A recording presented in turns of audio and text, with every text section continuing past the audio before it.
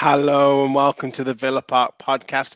I thought I was starting it on my own, but ghosting in at the far post was Mr. KTAVFC with his Ibiza flu, but he's made it onto the show. Mate, you can hear my bit of a croaky voice. I've got myself a Lemsip with loads of turmeric in it. I'm trying to fight back, but if I have a coughing fit, I'll put myself on mute.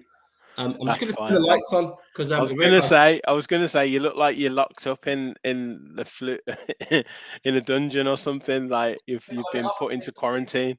I'm a bit optimistic about the British summer coming with the lights. Yeah, How's that? nice one, nice one. Well, look, thank you everyone for joining us already. We got numbers watching, which is great. Please don't forget, as just a bit of housekeeping, you know the drill. Hit that like button, hit that subscribe button. Kev, this week we passed 1,400 subscribers. Which Um, is magical. Magical. I just wanted to share with you and the viewers as well, that obviously, we do this. We love doing what we're doing.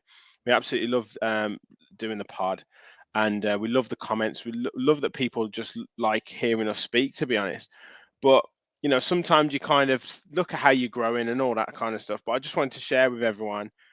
Last month we got 235 new subscribers. Um, we had 18,100 total views, and we were watched.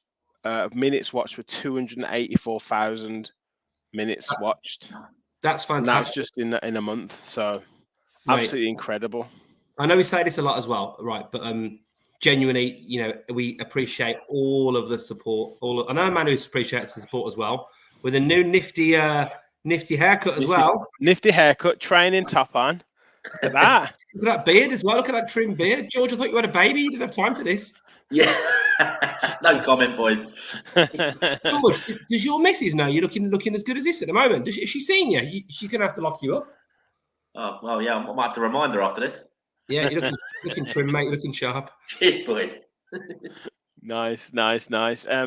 Yeah, it's honestly it's crazy, isn't it, Kev? Just the love that we're getting, and like people supporting us, people becoming members of the channel now. I think we're 7 members. So I was thinking today about our first kind of members giveaway. If we get to 25 members, I think we'll do our first one. So Yeah. the links at the top of the chat. So if anyone does want to become a member, it's literally just $1.99 a month. Hit that link and then join, and you help support us. We do the Talking Tactics show, we do Bodymore bulletins, we do live shows. We want to bring more stuff coming into the summer and next season as well. So look, you're gonna be involved in lots of content that we bring in, and want to have get your say as well. As members, we want your say as well on what you want to see. So look, those numbers are just crazy, like, because I think nearly 250 subscribers in a month is just crazy. So I just want to say a big thank you to everyone. Yeah, I mean, I absolutely echo that. And it was only been 9 or 10 months now since we've had the channel full time on our own. So the growth's been super. It's all down to everyone that contributes, the members, the super chats, just the comments, everything's brilliant. Also want to say, anyone has got any thoughts on either discussions want us to have, whether that's, for talking tactics analysis, whether that's just for general, Q&As for us. I know a few of the Villa pods do Q&As, but if you want us to answer any particular questions or even fire them into the chat tonight, but, we're always interested to get your views on stuff. It's a super exciting time to be a Villa fan. It's a super exciting time for the men, for the women. The youth teams are getting, lat stages, not always been that successful lately, but it's what a great time for the club. Big links in terms of, the hierarchy of the club in different roles, and it feels like we're being linked with every single player in the world. I mean, I'm expecting to see Zlatan, Messi, and Ronaldo linked next. Exactly. Honestly, it's crazy. We will come to every show we've done a match preview or match review, and then followed it up with transfer rumors. So we will cover that later on, in terms of the rumors. And every day there seems to be more news. We've got this Alemany guy flying in. Apparently, he could be starting before July the 1st. He's going to be potentially covering 2 different clubs at the time. As he's working, he might be doing some Barcelona transfers as well as Villa transfers. As I say, we've got transfer rumours left, right, and centre. Manuel Ugarte is the latest one to be linked. So we'll cover some of those players. You guys again get in the chat to see who else you want us to discuss tonight. And the small matter of Aston Villa versus Tottenham Hotspur on Saturday. I mean, I've billed it as the biggest game of the season. George, what do you reckon? Yeah, I'd have to agree with you, Rich. I mean, if we want to get out of all the season, what we've all we've all wanted for the last few months. Once we've gone on this run and everyone started the Europe thing, this is a game we have to win this one. Simple as that. We've slipped up the last couple of games, so this is the what do you call it, the 6-pointer, isn't it? So we can't leave nothing out there, and we've got to get the 3 points. Yeah. Kev, I mean, we've talked about it. A few people know we work together, so we've talked about it pretty much every day for the last month. It doesn't get much bigger, does it, than Tottenham Hotspur on Saturday? It really doesn't, and like it feels like every single day at the moment. It feels like we're on holiday and we're saying we've got to maximize each day, guys, because we'll be on that flight soon. Hopefully, we'll be on a flight soon with Villa. But I mean, until the European dream is over, every single game is crucial. Going back into that winning run when we were on, God, Southampton, it was getting towards the end of the game, and Watkins gets a header from the Luiz free kick, and we keep the winning run going. Everton, it was into the second half, and then obviously, we got the penalty, didn't we? Watkins scored, and it's like, if we can beat Everton, we should beat Everton, and then Palace, and we get that own goal, and every single game is just like we're keeping it going, and then all of a sudden you're playing all the teams around you. We started off pretty well, we got beat Chelsea, beat Fulham, draw against Brentford, and not gone so well, obviously, the last 2 games. But I even think if we lose this game, it's still on. And it's still on because Brighton have taken a massive hit with that defeat at Everton. And, I mean, look, it's unlikely if we lose this. But I'm just saying I don't think it's as unlikely as I thought it was the other day. There's even an outside chance I still think we could get 6. If we beat Spurs and beat Brighton and results go away, we could. But if Villa really mean business now, they've had a couple of performances that haven't been quite where they should have been. This is the chance. At home, we haven't conceded a goal in 5 games. We've won every game. So we're very strong at home now. And I'm really expecting a performance on Saturday. I'm really expecting a performance to... This is where you can show what you're all about, isn't it? Yeah, 100%. A few comments coming in. Michael, hello all. How is everyone? We're all good, mate. We're just buzzing for Saturday. We're really looking forward to it. First, I have to say the professor is looking quite hot with that haircut. And my missus all of a sudden wants my ticket. I get you. Emery, yes. He was looking sharp. Yeah, me too. You Professor George?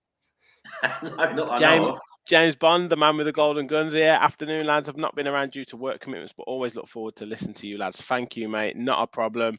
We send out the match previews and the match reviews on podcasts as well. We're on Spotify and all them. So, look, great to have you on board tonight, but much appreciated you catching up later on. 3 games to go. Let's get behind everyone, the men and the women, and let's enjoy the time. Absolutely. Lee says, this one feels like the final thread on the Europe rope. I'm still happy, though. Michael said, guys, if you get to 100 members, I will offer you a Cadbury chocolate hamper to give to someone. Wow, hey, mate, that would be amazing. That would be. Lee says, massive game. Barry says, last chance saloon, Saturday must win. Duncan's in the house. Evening, Dunk. Great to have you on board, mate. Michael, let's be positive tonight. It's great to be playing for something. This is our cup final, to be fair. Come on, the Villa. And Weston's in the house and says, hi all, just got here. Lots of news around the Villa at the minute. Owners slowly putting the building blocks together to create success at the club, a bright future. 100% the building blocks, he means. Yeah, I agree. We're going to cover that a little bit later as well. Lee saying our last 2 have been very narrow wins, so we need to keep that as a positive, not like they've been 2s and 3s. Well, you just covered that, mate. We've kept clean sheets, Kev, and you only need to score 1 goal, basically, to win the game. You do, yeah, and it's happened really well, hasn't it? It's happened really well. And the point around the last 2 games is absolutely right. I mean, it's not like we've played Wolves, who've got a really good home record under Lopetegui recently. They've really turned the corner. Man United haven't lost at home since Brighton on the opening day of the season, and obviously Brighton have had a pretty good season. So anybody could lose those games. Anybody, I mean, literally anybody could have got turned out, or maybe other than Man City. So to lose those games, and we weren't outplayed in either of the games. If anything, we probably had as much of the game, particularly going into second half against United, than we did as the other team. And it's these fine margins, isn't it? It's It's that save from Buendia. It's Mings putting one over the bar. Look at the Man United game again. There was one cleared off the line, and they could easily have been draws. They could have been 1-0 wins, and they ended up being 1-0 defeats. And we didn't play great against Fulham. We got a win. Didn't play great against Brentford. We got a point. So sometimes that's just the way it goes. I'm actually I'm quite realistic about it because of where we come from. Villa fans going mental on Twitter. I know you always get it, but we haven't got a divine right to win every single game. I know it feels like the way we were going on that run, we should win every single game forever. I know I predicted 114 points next season. So for those of you who don't know, I thought we were going to win every single game. I was tongue-in-cheek, right? But the way we were on that run, I thought it was going so well. But, isn't not expected to maybe lose to Man United, Well, this is the thing. Yeah, exactly, George. This is the thing, mate. It's like Man United beat us 1-0. They go on and lose the next 2 games. Brighton thrash Wolves. They go on and lose 5-1. They've lost to Nottingham Forest as well earlier on, like a couple of weeks ago, 3-1. It's not like every other team is winning every single game apart from other than us. Even Newcastle, I know they're kind of well away from us, but they lost to us 3-0. They then lose to they've gone a good winning run. They lose to Arsenal. Is it a case of these 2 games that we've lost narrowly 1-0 means that law of averages says that we're going to turn that around and get a win this weekend? Yeah, well, bloody hope so, mate. But say bar Man City at the minute, and I'd still say Arsenal look great, but it is one of them seasons, isn't it? Everyone's kind of beating everyone. Like, you look at the points, even at the top, it's nowhere near as high as it's been in recent years. I don't know whether you're looking at the World Cup to blame that on, maybe for the lack of consistency in teams. But you're not looking at anyone thinking, oh, that's a given as a result. You just got to turn up and try and win these games. There's going to be ups and downs. It's just at the minute, I think we can't really afford any more downs. Yeah. I agree. Totally agree. Michael saying the meltdown confuses him at times as well. Weston says, to be fair, Wolves are at a false position, much better than their league position shows this season. A lot like West Ham, we probably should have won or at least drawn. And a few transfer links there from Dunk, but yeah, I thought we played pretty well against Wolves. I don't think there was anything too bad at all there. I thought on another day, like you said, Kev, we didn't play very well against Fulham. We beat them 1-0, but I actually thought we played better against Wolves. Yeah, I think so. I think so too. And look, like I said, you're going to get situations where you're going to get pipped sometimes narrowly. We've done it to plenty of teams. We're not the only team in the league. And look, I want to say something else as well. We've got a bit of feedback. I don't know, is that one of you guys? A bit of feedback in the background. Oh, it's George. There you go, George. Could be George. Yeah, could be George. We've got 3 games of the season to go. We were absolutely stinking the house out under Gerrard, in danger of relegation. And with 3 games to go, we can still mathematically qualify for the Champions League. Just pause for a second. We're not going to do it because we need everyone above us to lose, right? And that isn't going to happen with the run they're on. But with 35 games of the season played, we could still qualify for the Champions League mathematically. That is unbelievable. Exactly. Obviously, onto the game now. So for Saturday, Emery's had his press conference and he's talked about the first time in, I don't know how many, probably since he's been at the club, that he's got a fully fit squad. Before we get your team, Kev, I've got your predicted lineup, and obviously we'll go through that as well with George. But George, it's got to be. We've talked about the kind of fatigue in the squad. It's got to be a great position for him to be in now, to have a fully fit squad to pick from. Definitely, mate. It's been the same sort of tired side now for a good 4 or 5 weeks. And I don't know, it just seems like a bit of a coincidence that they all seem to have come back fit at the same time. But, hopefully it's just in time. There's players that are looking tired, and now there's competition again for their places. There's options from the bench, there's options from the start. And I'm sure Emery is absolutely delighted to have sort of more of a full squad back at his disposal. Yeah, 100%, mate, 100%. And without drawing too much onto your predicted 11, and I'll get everyone else's predicted 11s in the comments. But Kev, Carlos came on and had a decent little cameo for 15-20 minutes. He's got Matty Cash, who's potentially available this weekend. Leon Bailey came on, wasn't exactly great. Maybe was marginally better than Bertrand Traore, but that's not saying a lot. Coutinho was back on the bench, and I think he could play a massive part in the last 3 games. But like I say, just having these players available, I haven't even mentioned Kamara there, just having these players available just makes it, just adds to that buzz around the squad, bit of competition for places again. With everyone fit, we've got a decent squad. We've proven that. We've proven it with a fairly threadbare squad. We've got to this position. And without any real great additions, under Emery, we've got to this position. So I think everyone back in there, you've got some options. I mean, they make the point about Bailey. Look, we've talked Bailey to death on this podcast, particularly me. I can't wait for the time when Aston Villa have got a winger that we can rely on a little bit more, because it feels like it's just been so long. Probably the days of Ashley Young back in the day, when he was the last person that would regularly, or, Grealish wasn't technically an out-and-out winger, but you get my point.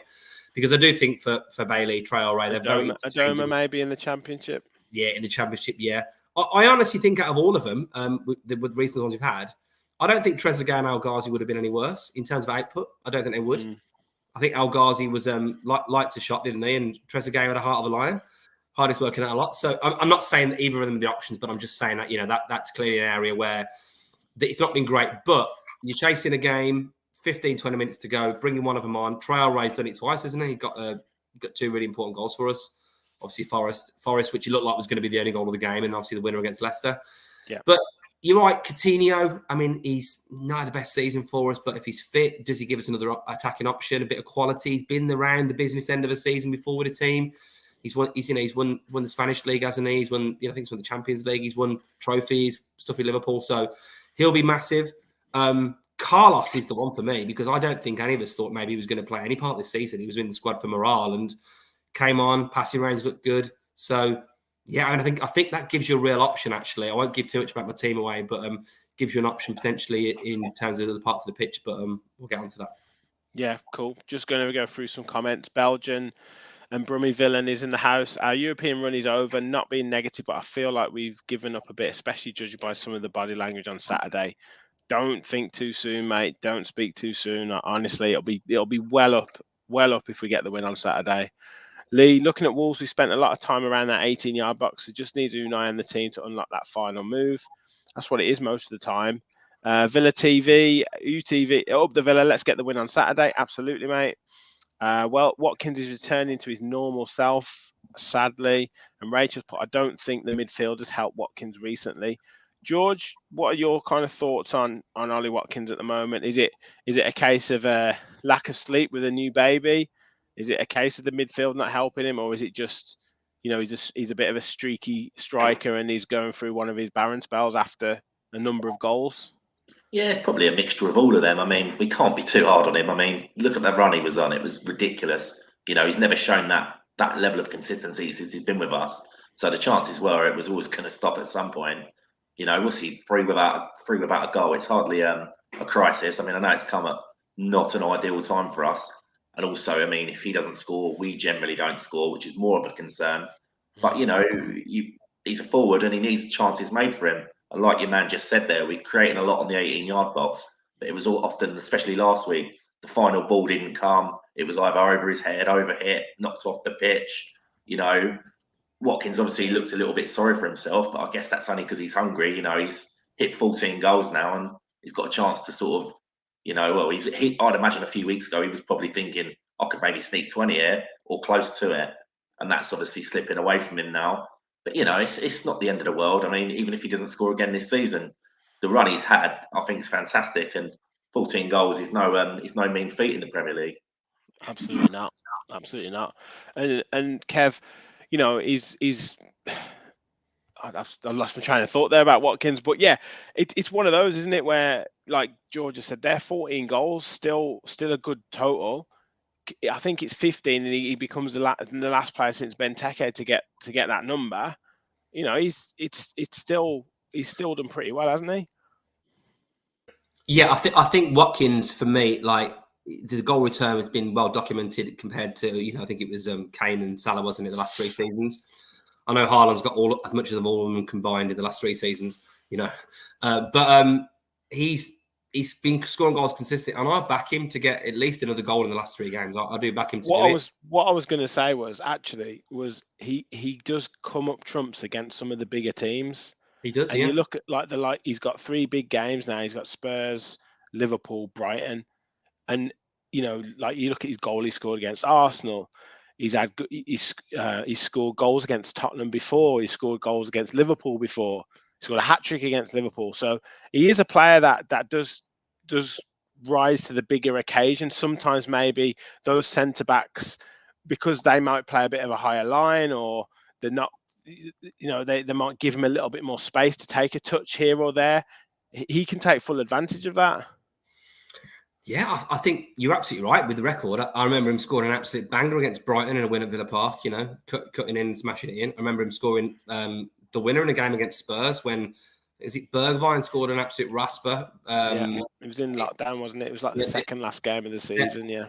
Yeah, they had an own goal, didn't they? And then he kind of cut in from a mistake on the side and scored the winner. And then obviously Liverpool, well, didn't just, get a hat-trick. It was a 7-2 win and a hat-trick, so I think, and he also scored against him in an away game. I think we lost to an Alexander-Arnold goal, but he also scored against him in an away game as well. So you're right, he's got a record against him, and I do think we've spoken about this a lot, mate. I don't think those Liverpool centre-backs like playing against Watkins. And I think if he's, hopefully the baby's sleeping a bit better. George, you can tell us a bit more about that with a bit of recent father. He can just get back to his old self, because I think if he can start to sort of throw his body weight around a little bit. We've also got unfinished business with Spurs, because remember that when did we lose 4-0 or 4-1 at Villa Park? 4-0 last season. And we had so many chances. Yeah. So I fancy us to kind of to show them what we're all about. Yeah, a few comments, and then we'll get into talking about Spurs a little bit. So Weston says Carlos looked like he'd been playing all season when he came on, cool and calm on the ball and pinging it all around over the pitch. Yeah, it was a good cameo. Coutinho needs to start against Spurs, because with him at least he'll try to make things happen, says Belgian and Brummy Villain. It's a bit of a tough one for him to start, but I think having him in part of the squad, if you need to unlock something. I was a bit surprised he didn't come on against Wolves. Barry says Carlos back in, Conte out to right back. Steve says, hey boys, going to win on Saturday up the Villa. Let's hope so, mate. Thanks for joining in. Rachel said, I don't think Carlos will start, but will play a part of the weekend. Michael replying to Belgium said, it's still all to play for. Do you want to bet against us? I know where we get that quote from. Mm-hmm. Should Duran get a start, even if it's in Bailey's position? I'll come to you, George, for that one. What, on Duran? Yeah. I think we talked about this the other week. I'm still not quite sure what to make of him. I'm not sure anyone is, because we've not seen enough. Not against Spurs. You can't really start him against Spurs, can you? No, I don't think so. There's a lot on this game, isn't there? I mean, if we were cemented in 11th or cemented in 6th and we couldn't be caught, then yeah, fair play, give him a go. But I think we've kind of got to go with what's been tried and tested, especially over the last few months. Yeah. I agree, mate. I agree. Weston sees Carlos starting. Doesn't see Carlos starting, but reckons Kamara will. Alex Moreno has been getting targeted a lot recently, but when Luca Dean came on, he looks like he's never played the sports. The left back position needs to be looked for Saturday. They have targeted Moreno, Kev, haven't they? Like both Wolves. I mean, if you checked out our Talking Tactics show from the other day, Gareth really concentrated on that Wolves. I think he knows someone in the analyst team in Wolves, and they'd said that they targeted us like on the press really early, and they cornered Moreno and stopped him from getting out. Wolves being a physical side as well, that really helped. But when we've seen Luca Dean come on later on in games, he seemed to have done quite well. Is it a case of swapping the roles? Is it a case of maybe starting Luca Dean and bringing Moreno on later on in the game for Saturday? Yeah, I think I predicted he might start Dean. Yeah, I can't remember whether it was the Wolves game or the Man United game recently, because I felt like, Moreno played a lot and he puts a lot into games, and I think Dean had looked pretty good, but I think Wolves did a job on us, really. And you got to give credit, haven't you? Emery's normally the one who's out tactically, manoeuvring the opposition managers, and Lopetegui's, you've said this obviously in the recent part as well, mate, on the Talking Tactics one I saw. If you haven't caught it, guys, catch it up. Great analysis as always. Good plug, Kev. Yeah, thanks very much. But the fact that Lopetegui's got a good record over Emery, even back in Spain. So for someone to work it out, and it's been our main threat. It's been our real main threat, hasn't it? So, but I do think it's different away from home than it is at home. I think at home, I think we'll probably have more of the ball, and therefore I think that he'll come into his own a bit more. But yeah, I mean, I think the point about Dean is a good one. I think he's been better when he's come on lately, but Do either of our fullback positions give us huge amounts of confidence with the quality and the depth? Maybe not. Yeah. It's more functional, isn't it? Really, Moreno's been the bright spark, isn't he, in terms of what he's done. Yeah. Mark's in the house. Evening all. Sorry I'm late. Don't worry, mate. Good to have you on board. So talk about Tottenham. I think there's only really two players that we could talk about, George, to be fair, and they're the ones that always do well against Villa. Yeah, I'll say without even guessing, I'm sure you're on about Kane and Son.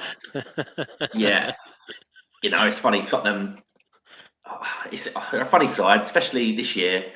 I don't get it. I mean, they're full of good attacking players, or what I've always thought, and they've always played nice attacking football. But for some reason, they've just sort of gone. I don't know whether Mourinho started this, but they've just suddenly turned into an in their shell sort of counter-attacking side, defensive team, and it really, really doesn't suit them or suit the top players in their team. And I think that's why they've had such a sort of a bit of a poor season. I'd say, they're not excited anymore. The swashbuckling Tottenham sides we used to see, and they're definitely not playing. For Kane and Son's goal return is well down on what he would normally get. And fair play to Kane, he's a top quality striker. He's still got his fair share. But for me, they're not. I don't get why they're playing like they are this season. It's a strange one. Yeah. Kev, your thoughts on Tottenham? Are there any other players? I mean, Richarlison hasn't really kicked off this season. Kulusevski had a great time when he first came in from January last year onwards, but hasn't really hit the heights this season. They seem a mess at the back. I mean, what else is there to like about Spurs? Is there any other players that we need to really watch out for? Well, you know what you're going to get, do you, with Spurs? You don't know. I mean, Perisic could have one of his days where he's looking like the top quality player he's been for the last 10 years or so. Kulusevski's had great moments of quality. And they've got Lucas Moura on the bench who, scored a goal to put them into a Champions League final, and has obviously been top quality player, played for some big clubs. And that's not including your Kanes and your Sons. I think Højbjerg's a good player in the middle. They've got some good players. That new fullback, Porro, scored an absolute worldie the other day. He's clearly got quality. So they've got some good players in the team. They've just, Spurs are, you don't know what you're going to get. They're almost like that Forrest Gump quote, aren't they, with a box of chocolates? Like, you don't know what you're going to get with Spurs. 6-1 at Newcastle. And then obviously they were getting battered by Liverpool and then came back into it. Lost to Bournemouth. Was it home, wasn't it, when they lost to Bournemouth as well? I just think that you don't know what you're going to get. But I do know from Villa, we don't know what we're going to get, but we do know they're a bit of it shaky. We've got to be on the front foot. We've got to be at them. We've got to try and get an early goal and get them feeling like, crikey, it's happening again. Because, Villa are good at getting an early goal at Villa Park. If we can do that, we can get on them, put the pressure on, and keep it going. I think we've got a good chance to win. I think if we're a bit cagey, we give them. They've got quality on the ball, haven't they? They could create something or nothing. Yeah, 100%. I totally agree. What we got here? So Belgium said they play three at the back, I believe. So we need Watkins and whoever starts in the Bailey Buendia position to drag them out of position. That's not a bad shout. Rachel saying Ryan Mason's tweaked them, so we have to push Porro back and go at Royale. Yeah, I mean, they got a win the other day, didn't they? A kind of workman-like. Was it 1-0 victory? I don't know. It's going to be, like you say, like Kev says, George, you just don't quite know what you're going to get with Tottenham these days. I mean, Kane, the chances are he will score, but it's a case of can we get 2 or 3 against them, and recent results that they've suffered seems to say that we can get some goals if we can get our attacking play working well. Yeah, I mean, they're a funny team. I mean, if the narrative this season is how awful are Tottenham, they're being so Spursy, Tottenham are dreadful. But you look at the table, they've still won 17 games this season. It's not really to be scoffed at, is it? They're just a bit flaky, aren't they? They're a bit inconsistent. Win, lose. And it kind of probably makes them look a bit worse than they are. I mean, if they're that dreadful, I mean, they're still ahead of us, what are we? So I think you've got to give them a little bit of respect. George, Spurs have lost one. So Spurs have won only one less game than Newcastle. Look at the season Newcastle have had, So it just goes to show, doesn't it? I mean, probably because Spurs have come from a greater height, therefore they're not where they were. They're doing better than Brighton, who've had the best season of any team in the world, apparently. According to what you read out there, Brighton have had a great season, but still Spurs are ahead of them in the league. And they're pretty close to Aston Villa as well, who, only last few weeks we've been, under the radar as well. So it's about expectations sometimes, isn't it? And that's why Villa fans have been a bit funny about us, because all of a sudden we're in the mix for Europe. So we've messed it up, we've bottled it. Well, that's football fans, isn't it? Yeah. So let's get on to your predicted 11, Kevin. And George, you can have your say if you would make any changes. Get your predicted 11s in, guys, while we're going through this. And like we said before, hit that like button, hit that subscribe button as well. I think I've just checked, we're at 20 likes and we've got nearly 40 watching. So let's make sure it matches the numbers. So hit that like button, help us continue to grow. Like I said before, we've smashed past 1,400 subscribers, so we want to get to 1,500 as quickly as we can. So if you haven't subscribed yet, please hit that subscribe button. And if you do want to join the channel and become an official Villa Park Pod follower, it's just $1.99 a month, and you'll be entered into exclusive members only prize draws. Hit that join button, hit the link at the top of the chat, or hit the join button and follow the instructions, and then you can become an official Villa Park Pod member. You get a personalized shout out as well. Don't have to, of course. You can still enjoy our content, but if you want to support us even more, then please hit that join button. So predicted 11, Kev. Let's have a look what you've gone for. So talk us through. You've even gone for like the actual positions that they'll take on the pitch. I did. I put Moreno basically right up there. It's you against Gareth here. It is, yeah. So he's inspired me. So I figured that I don't know. I think the quality of Carlos. I think that, and because right back's been a little bit tired recent weeks. I know Cash's back's training, but is he going to be fit enough to start? Maybe Cash starts if he's fit. But I just think, you know what, Konza, it would be tough to drop Konza. Because of the way Emery plays, he often plays, the right back doesn't actually attack that much. Mm-hmm. So if you're going to keep a solid sort of back three effectively, and Moreno's going to bomb on, then I think Konza would be arguably better than having a younger Cash there as a defender. He's quick, obviously he's strong. He's played right back, briefly. So I think that's what I would do at the back. I'd bring Kamara back in if he's fit, because I just think that double pivot's been probably something that's been sorely missed, and Dendoncker does lack a little bit. And then ahead of that, was I going to bring Coutinho back in? Maybe it might be a bit soon. I think he might just give Buendia another chance. But I think having McGinn in a bit more of a defensive role is good. And I think Ramsey again. I think the thing about having Coutinho back for me, which is good, is it keeps the likes of Buendia and Ramsey under a bit of pressure, because I think sometimes their form's been a little bit hit and miss. So, but I think really for me, like the changes are Kamara coming in obviously to that midfield.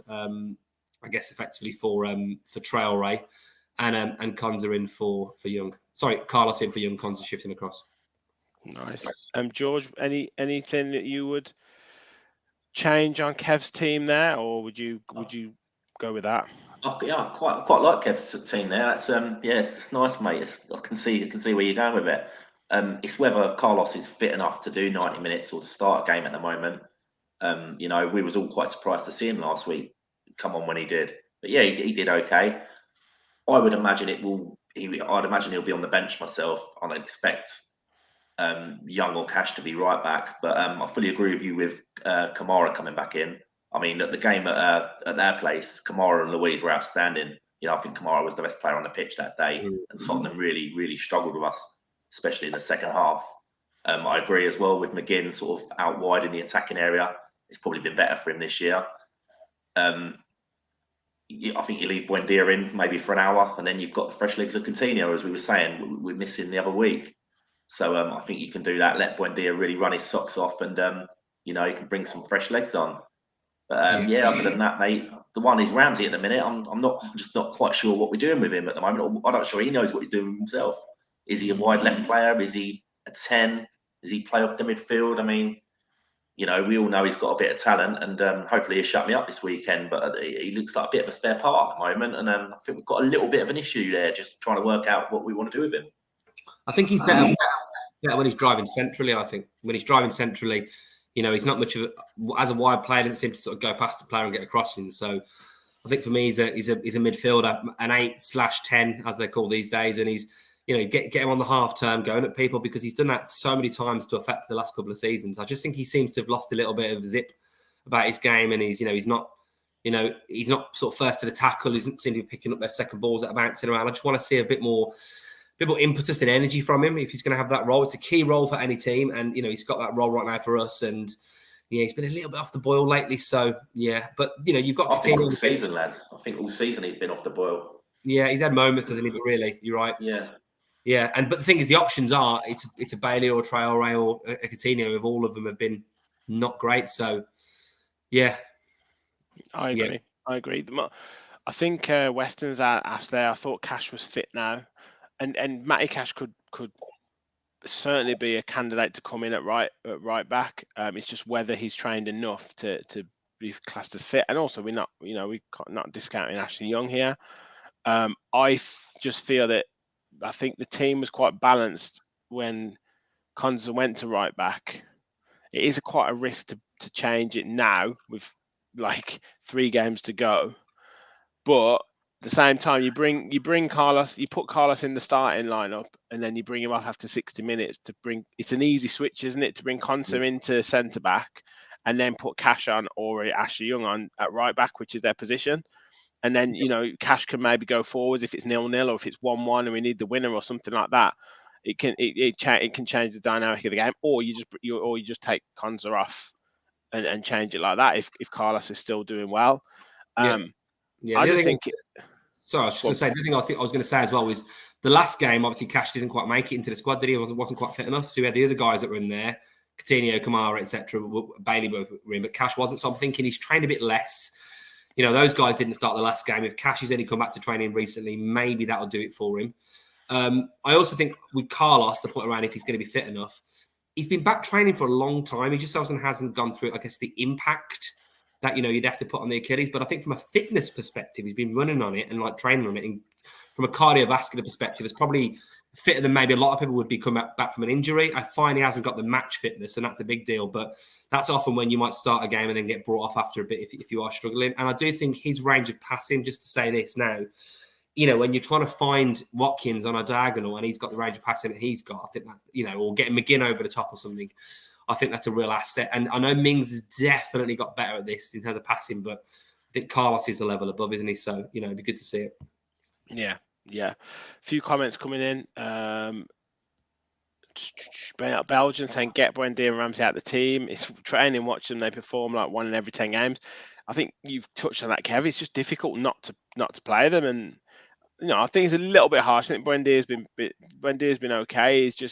I think it's just a productivity point of view with them. And I made this point the other day on the Tactics podcast. I'd like to see us shoot more.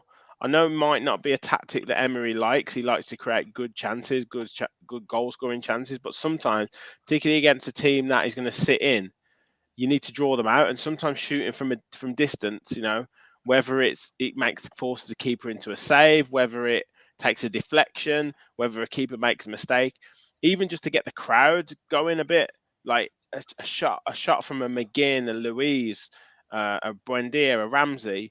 These are players who are meant to be getting 5-6 goals a season. Well, they're not going to get any goals if they don't shoot. Yeah, it's so true. And you see, like, you look at that Newcastle game when we were peppering the goal for a period of time. The crowd gets up, you're feeling excited about it. I think it's just the way he plays. I think he just wants it to be meticulous and do it a certain way. I think it must be a directive because we very rarely shoot from outside the box. Yeah, really? I just like us to do it a bit more. I know. I think it just, like I said, don't be wasteful and like not be shooting with, 5 minutes to go and it's 1-1 or you're 1-0 down. I get that, but like when you've got some momentum and you're trying to push and push and push, I just think it helps. I think a shot from distance against Wolves would have, particularly in that second half, would have probably meant that we could get a bit of momentum going. But look, who are we to argue? Weston saying, for me, Cash and Kamara come straight back in with Carlos coming on with 25 to go. Rachel, yeah, fully fit squad, but different players can only do a certain amount of minutes. Agreed. Michael saying Ramsey's still developing. Yeah, Young is getting targeted and he's tired. It's time for someone else to play right back to keep Young fit for Brighton, so he can say farewell before he retires. Look, sentiment is not in this game. I know. Man with a golden gun. Strangely enough, I'd put Cash on the right wing in front of Konza and Carlos next to Mings as he offers a passing range. Something I noticed on Saturday was Luiz's body language. I noticed his body language was really poor and he was just frustrated. I think it was just a type of game, to be honest. And sometimes I quite like that from players if they're not happy. We've seen it from Buendia as well. But yeah, I mean, it's going to be interesting. I think one thing that I really like is the fact, George, that he's going to have options on the bench for once, rather than two goalkeepers and two youth team players. Yeah, 100%. I mean, we've waited weeks to for this now, haven't we? To have a bit of flexibility and be able to change things. It's all come a bit predictable, and we know what's going to happen, and the opposition obviously know what's going to happen, and the Chambers sub or the Traore sub, and that's about all we've had to offer.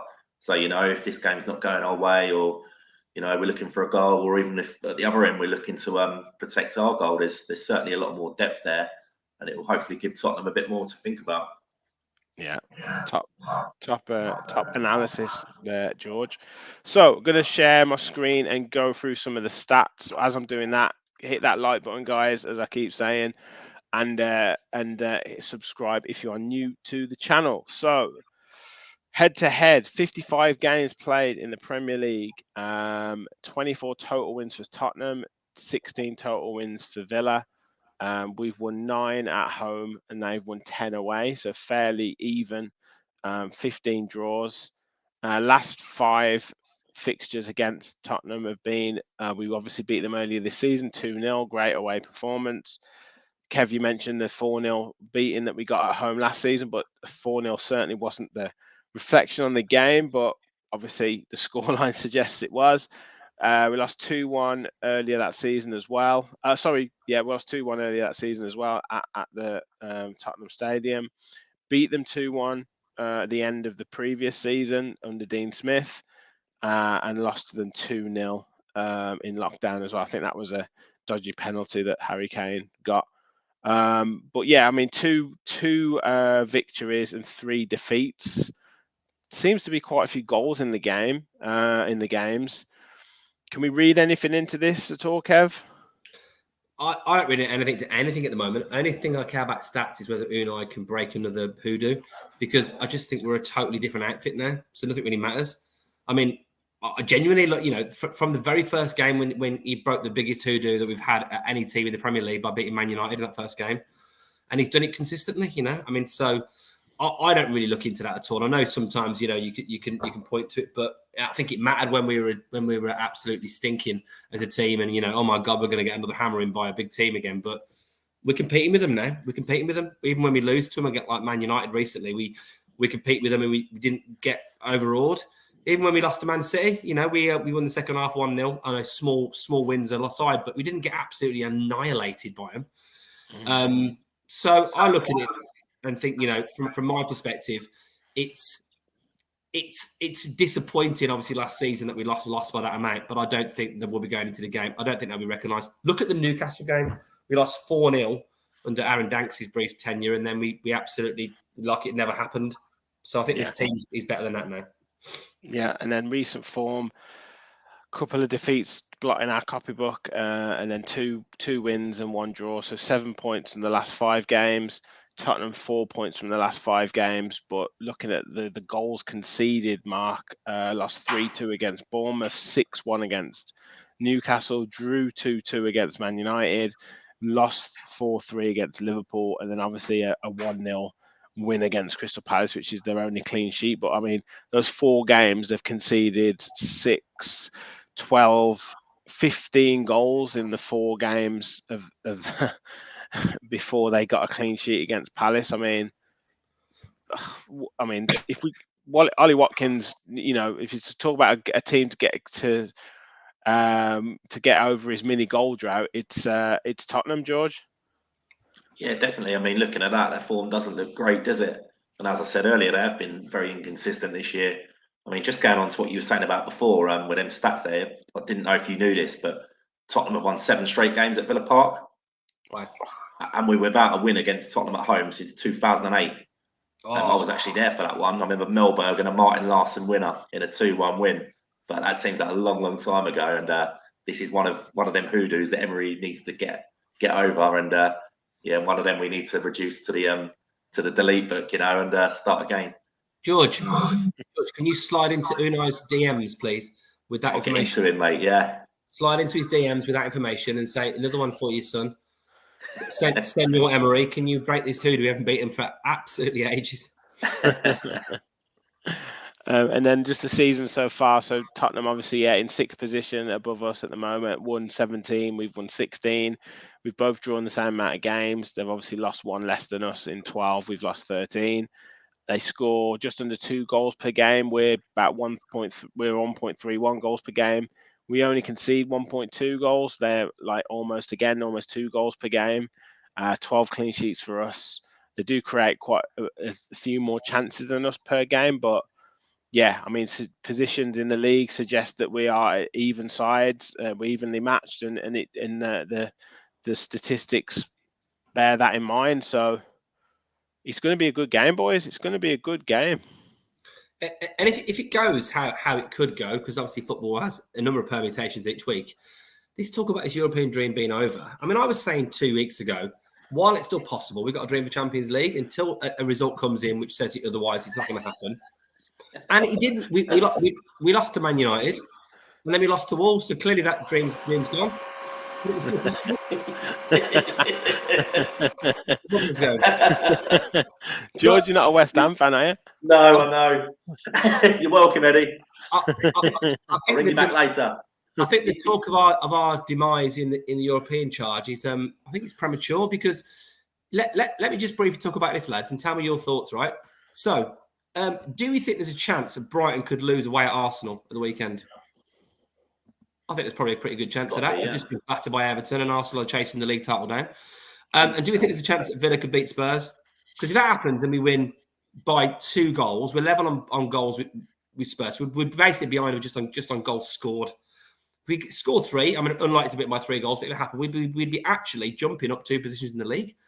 So from a perspective of like it's over, if Brighton lose and Spurs lose to us, we go on 57 points with Spurs. We'd be in 6th spot, joint, or 7th, but joint on that. And then after that, tell me now your thoughts on this. Do we think Brighton have got a chance of getting a win away at Newcastle, getting a win at home against Man City, getting a win away at Villa? I mean, you'd fancy all the teams playing against them there to get wins. They've got Southampton. I can see Brighton, realistically, the only win they're going to get is home to Southampton. So if that happens, all these games in hand, the maximum they'll get is to 58. Maybe they get another draw and get themselves to 59. But Villa, if we win a couple of games, which is possible, we're on 60 points. Yeah, so, no, I agree. It's just nobody expected them to get beat 5-1 off Everton. No one expected them to get beat by Everton. So it's a crazy league. Yeah. They could easily beat any of those teams, whatever. But you get my point. And then Spurs. Oh, 100%, mate. Spurs have got us, then they've got Brentford at home and Leeds away. But it would be so Spursy for them to lose either of those games. And Leeds under Big Sam, he'll have them up for that last game. They're going to need to win to stay up that last game. I doubt it will all be over, with how the form of the teams down there. So, do you fancy going to Ellen Road last day of the season when you need it for them, when they've been in a Champions League final a couple of years back, to get 7th spot in the league? Will they be that up for it? I don't know. Yeah. So I think it's still on. But also, final point on this for me is I actually don't mind if we finish 8th. I don't mind. Because as much as I really think Europe would be fantastic, and I'm desperate for us to finish in Europe, I would love us to get in Europe. What a thing for us it would be. But I don't think there's any players we're linked to that are going to go, if you're in the Conference League, I'll come. If you're not in the Conference League, I won't come. I think the profile of the club, the signings we're making, both in terms of the team that will happen, I'm sure, but also in terms of the hierarchy, I don't think it's going to massively change. If it was we're going to finish 4th and then we drop out and end up finishing 5th, I get it.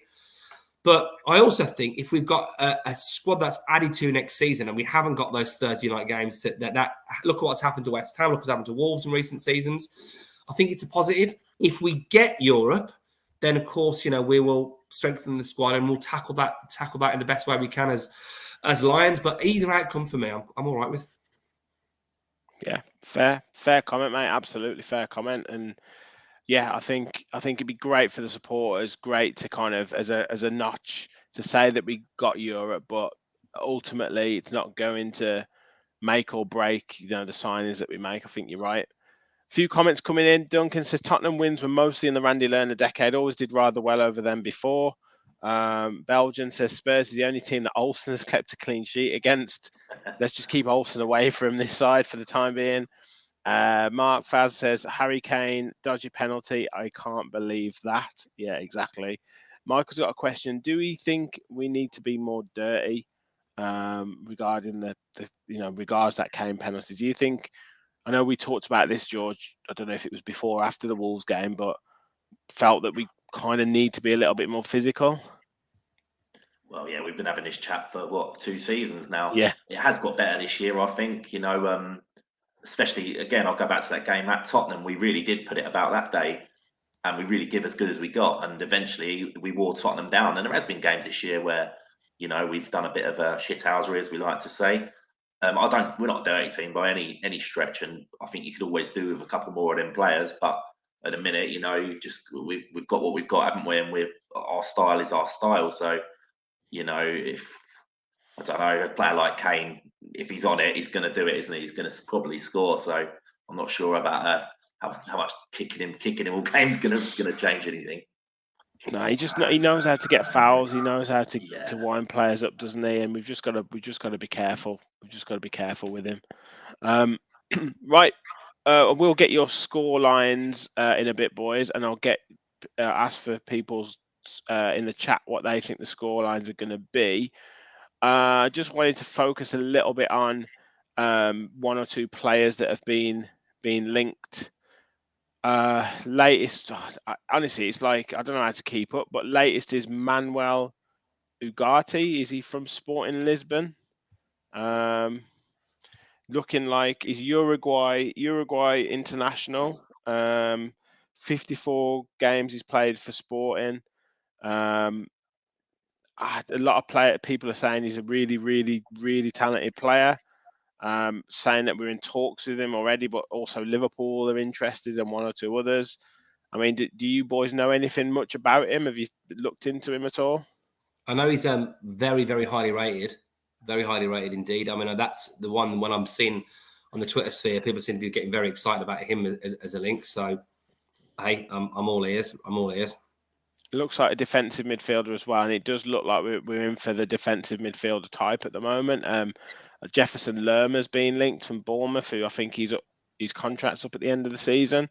So I think it's a player. I think it's a position that we are looking again to strengthen, whether that be to replace someone or whether that be just to have that more physicality. I know Dendonk has been doing that job, and we'll see what happens there. A few comments coming about him. Rachel saying good player. I thought Newcastle were in for him. Wait, we always get linked with every player that's around. Yeah. It's either Newcastle, Villa, West Ham, and maybe Liverpool now. It's always the same. Faz says Ugarte is a cracking player. 50 million plus could be the fee though. Well, we'll have to wait and see. And I think we'll make money off players that we sell. So it could be an option that we can get a 40, 50, 60 million pound player in. Who knows? One other, I think Duncan had mentioned Yeremy Pino as well. I've not seen any other links to him, but anyone know much about him? I think he's a player, plays for Villarreal again. So look, we spoke about him those. When Emery came, I remember talking about him, and I mean, 31 matches he's played this season, 3 goals, 5 assists. I think an excellent young player. We'll see whether he gets him in, but I do think that there's going to be a few players. I mean, he's played 86 times for Villarreal, 12 goals. Lee Kang-in, Yeremy Pino, are these similar types of players? Quite small, quite quick, players that will, kind of excite. Maybe looking for that kind of key to unlock the door. Maybe he's not quite sold on a Buendia at the minute. Well, if you look at what we do from an attacking perspective, Watkins have went on an unbelievable run. But other than that, we're not really that impressive going forward. I mean, Buendia, I like Buendia as a player. I think he's got a lot of ability. But the facts from a goals and assists perspective is it's just not good enough for what we're trying to do. So that's either got to rapidly improve. And we can argue, would he get more assists if the finishing was better? Maybe. But decision-making, does he get knocked off the ball too much? I think I think he's a good player, but I think there are question marks over him. They just have to be based on the output. If you put emotion to one side, the cold hard facts. To have a player like a Kangin Lee, I mean, I don't know too much about the others, but I've seen quite a bit of him, who are direct, who are confident, who are quick, who are skillful. Imagine we had Watkins and then a couple of players alongside him at the top who were able to unlock defences properly. You know, we get the inconsistency of a Bailey or a Traore. Yes, sure, they might bang one in the top corner, but really you can't hugely rely on them. So to get someone like that coming in, I think it's just an exciting link for us. Because everything else for us, our midfield's been great this season. Generally, when Much improved from before, right? Yeah, Kamara and Louise have looked as good at times as any other midfield pairing, really, other than maybe they're looking at the real top teams. Our defence has been really good under Emery, really good. You know, you could argue the question that if you swapped out Mings and Konza as they've been, you wouldn't have many centre-half pairings you'd put in there. Maybe a Diaz and a Stones, maybe the Brighton pairing. But my point is that those positions for me have been quite solid. It's the fullbacks and it's the forward attacking options for me, really, and maybe an 8-10 slash a Coutinho, Buendia. Can we get a better option in those positions? Agreed. Aurelio Gomez says we need to start shopping at Waitrose and not Aldi. Yeah, and I think it was Agati. That's his reported release clause, the £50 million plus. Yeah, the facts are the facts. And we've got to have competition for places, and we Villa fans, we tend to have this kind of love for players that run around a lot and don't do a lot. I don't know what it is. I really don't know what it is, but we tend to love players that run around a lot, put a tackle in and throw their hands up in the air, but don't actually do a lot of productivity. It's just something that's. I know football fans, supporters want to see players with heart and want to try hard on the pitch and all that, and kind of be them on the pitch, but you've got to back it up with goals. Like I always thought, like Dean Saunders and Dalian Atkinson. Now look, I know Dino got quite a few goals, but it was like Dalian Atkinson was like unreal, but everyone loved Dean Saunders because he ran around. Like it just didn't make sense to me. But yeah, I mean, hopefully a player can do both. So that's why, like Aurelio says there, we've got to be shopping at Waitrose. We've got to be looking at quality over quantity, and I think all these players that we're getting linked with is great, but I still think he'll make 4, maximum 5 new signings, and hopefully they'll be big signings. Rachel's there saying, I've heard the Pau Torres rumours again. Kamara, Diego Hollis and Pau Torres, if it happens, we would have lots of players who are very good with their passing range. And that's what you want. You want top quality. Well, every player's a risk, don't get me wrong, but you just want to mitigate that risk. You look at the top scorers in the league as well, and we know it's not the days really of that many out-and-out strikers. Haaland, Tony, probably sort of rarities of that. But you've got Salah, obviously, has been effectively been a striker for Liverpool. He's got 19. Rashford has played kind of wide / up front. He's got 16. But then players like Odegaard, obviously, has done fantastic in a title chasing team, 15 goals. Martinelli's got 15. Saka's got 13. Rodrigo at Leeds has got 12. Harvey Barnes has got 12. Almiron's got 11. Madison's got 10. We've been linked with Barnes heavily as well. Yeah. McAllister's got 10. I mean, you look at these players. Firmino has hardly played for Liverpool. Has got 9. If we had any of our players in our team, midfield-wise, that were getting 8, 9, 10, 11, 12 goals, that would massively change our team. Because after Watkins, it's Ings on 7 goals. He's our next top scorer. And then it's 5 for Bailey and 5 for Buendia, I think. So you think of those games that are kind of, here and there and, an extra couple of goals. We could get a forward or an attacking midfielder or a wide forward that was getting 10, 12 goals, supplement a striker getting pushing 20. It really propels us forward. We're in the league. When you went through the stats earlier, we looked at the teams. We've scored a lot less goals than some of those teams around us, but our defence has been good. You can add in that. It's glaring for all Villa fans. We've been talking about it for ages. We respect the job at times that, a Traore's done. I mean, I was cheering his name to the rafters in that away end at the King Power Stadium with you, mate. Absolutely loving him then. And when Bailey bangs one in against Man United at the start of the game, I'm absolutely loving it as well. And incidentally, it's my favourite Villa song, the Waka Waka one for Bailey. So, but we just can't rely on him. We know it. We know where we're at. We know there's inconsistency with Ramsey. We know McGinn's had his moments of inconsistency. Despite all of that, we're on the verge of a European qualification. So where the squad's come from, phenomenal. You know, I heard I was listening to someone else earlier and they talk about positives and negatives of the season, and I was thinking about this myself. And my positive of the season is the start of Gerrard, because without that you wouldn't get Emery. And I think I've just got to look at it and think, you know what, like without that horrendous start and, you know, us not being where we are, people were saying, oh, so negative. You know, if only Gerrard had started off better, he'd probably still be manager. Yeah, true. I'll tell you what, lads, I just wonder what would have happened if Gerrard had never come and Smith got sacked and we got Emery. Wonder where we could have been now. I know. But maybe we had to have that relationship to have the next relationship. Maybe we've learned and developed as a club. Yeah, exactly. maybe. Exactly. Yeah. Maybe we wouldn't have attracted an Emery, because he turned Newcastle down, didn't he? So I don't know.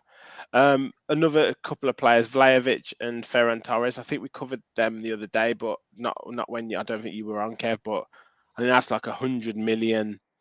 100 million for both, but I think that's not Waitrose. I think that might be Harrods that we'd be shopping in there for them too. Do we get those sort of players with no Champions League not football? yet. I don't think so, boys. The Champions League boys, the Champions League players.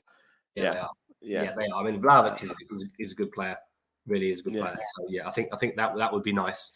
And I mean, Torres, he maybe got the links up to the Spanish links. That could be a big one. I think if you bring in a Torres, though, you got Carlos. Then what's that saying for a Mings and a Konza? That's the thing, isn't it? Oh yeah, that one's Ferran Torres though. That one, Ferran Torres plays further forward, but yeah, Pau Torres we be linked with as well. So we'll just make it. Why don't we get what's his name? What's the other Torres who used to play for Liverpool? Fernando. Why don't we get him in as well? Just be like full Torres. Yeah. And we've got a couple of Spurs fans in the chat as well. So Bobby's in the house. Big up panel, everyone in the chat. Come on, you Spurs. You always like our videos, mate. So thank you so much for tuning in and watching. Adam's in the house. Come on, you Spurs as well. But has been, what's he saying? We'll swap you Richarlison for Watkins. No, it's all right, mate. Don't worry about it. You can keep Richarlison. You never know. He might turn you around next season. Have you seen the banter of Mikel Antonio and Callum Wilson's podcast? Yeah. He's taken his top off 3 times when he scores, and they've been disallowed every time.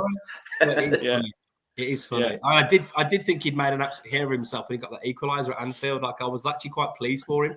Me too. I loved it for him because he does wear his heart on his sleeve, doesn't he? He does. Yeah. And you know he's going to do it again next time as well. It's not going to stop him, is it? Yeah. I don't care, does it? Even if he's like clearly offside, he's just I'm just enjoying the moment, and fair play to him. He takes two game suspensions every season for taking his top off. He just doesn't care.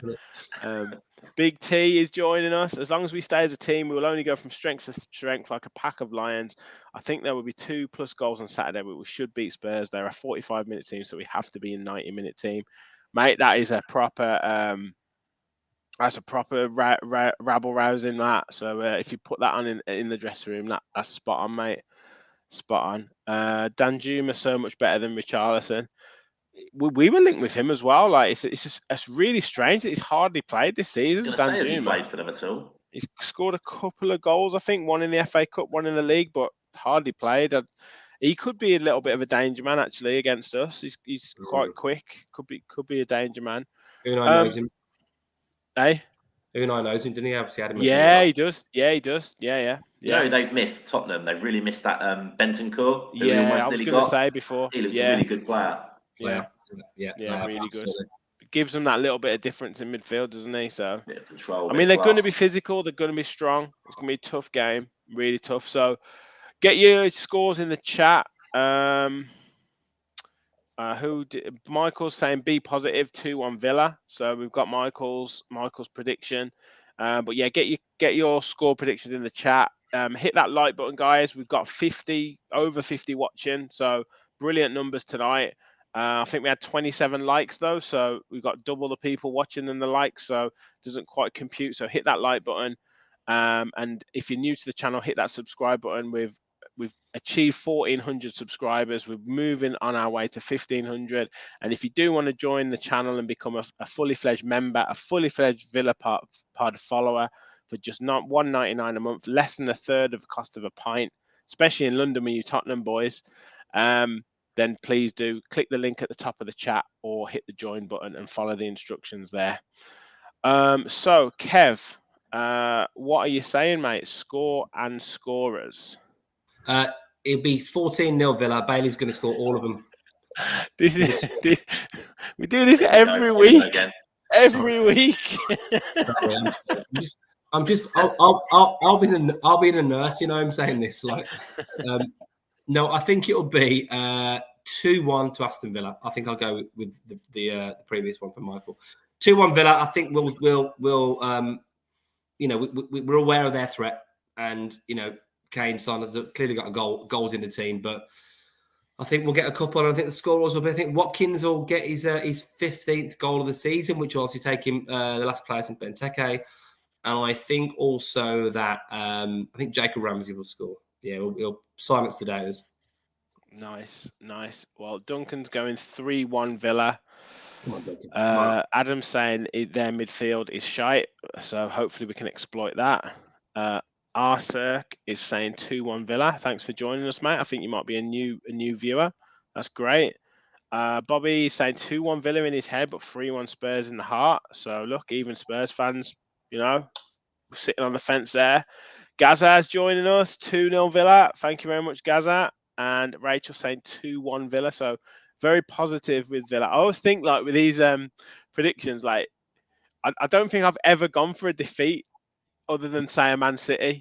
So if that's the case, if our predictions were right, we would get 114 points across the season, wouldn't we? Yeah, I was thinking this once. I'm playing FIFA with my lad. You know, is it the Adidas All Stars team on there? It's like all it's like Neymar and Messi. It's got everyone, you know, everyone playing on the team. And Mbappe, everyone's together. And I think if we played against them with like a raft of injuries, I'd be like, I reckon we can get a 2-1 win against them. I reckon Duran will pop up with a goal and Chambers will maybe head one in. I believe in you. Got to be optimistic. Now Manu is very much more realistic. That's why we love him on the pod. He always brings us back down to earth. But yeah, George, what do you think the score is going to be on Saturday? Come on, fun police! Come on, fun police! Well, I think the Villa Park crowd is going to be absolutely vital here. We don't want edgy, nervous Villa Park because that really does no one no favours apart from the opposition. And I wish we could learn that. If we could get an atmosphere like we got at the start of the Newcastle game, which was odd for a 12:30 kickoff, but look at the performance that followed. And I think the crowd fed off the players. It wasn't the other way around. Sorry, the other, you know what I'm saying there. Yeah, I know what you're saying. The players fed off the crowd. Yeah, and I just think we get behind the team straight away, try and get that early goal, and I think the game's there to be won. I'll say it because you boys haven't yet. Spurs are there for the taking. Come on. I think that's another pound in the. That's another pound in the there for the taking jar. Yeah, no, I think we can win this one. You know, as you said earlier, how much does Spurs really want this Conference League? You know, it's different for them. As you said, they've gone from Champions League finals to Champions League to Europa League. You know, this is probably a tournament. You know, they went in it the other year, didn't they? And got kicked out of it. So it showed you how serious they were taking it. So, you know, I think we can win the game. So I'm going to go 2-0 Villa win. Early goal from Watkins, like you said, to get his run back up and running. And I fancy John McGinn to get one in the second half. And hopefully we can keep that record of the clean sheets going at Villa Park. Awesome. Graham says 3-1 Villa. Aurelio says 3-0 Villa. Great win that would be. Big T saying, Rich, big up yourself. Thank you, mate. You've always read out my comments, even though they're not super chats. Same as UTV. They're a great channel as well. It's most appreciated. I was in the whole 10 watching the likes of Yorkie, Saunders, Atkinson, OGs. Yeah, 100%, mate. Look, we love the comments. These are what make the show. We wouldn't have the show if it was just us three. Well, we have had that in the past, but now we have people watching and contributing. Like, it's brilliant. That's what it's all about. And if people do want to contribute, then look, we massively appreciate it. But it doesn't mean we're not going to read out comments from people because, as I say, you guys make the show. So much appreciated. If it was just us three, it'd be me saying silly things like, "I think we can win the Champions League this season. We're going to get a late entry in the semi-final stage." And George been going, Kev, relax yourself, mate, and you're just moderating it. So I'm glad we've got others involved to keep it interesting. Exactly. Right, I'm going to side with you, Kev. I think it's going to be a pretty tense 2-1 win. I really do. I think Watkins will get a goal. I was going to say Ramsey, but I'll go for Mings. To maybe put it right. His miss from Saturday. I mean, I still can't believe he missed that. No. I really can't. But yeah, Watkins and Mings. But look, it's a massive game. I think Emery's saying all the right things. He said he was straight onto it after Saturday. I think he was kept on the positive about a good performance. And I think he's been talking about that all week. I would imagine he's got a fully fit squad. The players are back. Players should be firing out 3 massive games, 3 cup finals, as we like to say in terms of cliches. Let's make sure we get the win. Lads, thank you so much for joining. I'm sure you are ready for the positivity for Saturday. Thank you everyone in the comments. It's been a great show. As I said before, you guys make it.